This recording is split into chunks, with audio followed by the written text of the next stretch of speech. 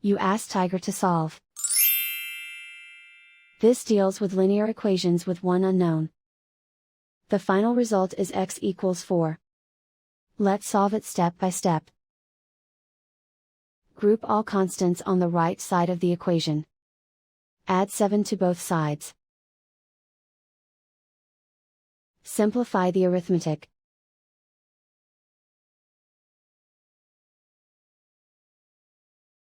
Isolate the x. Divide both sides by 3. Simplify the fraction.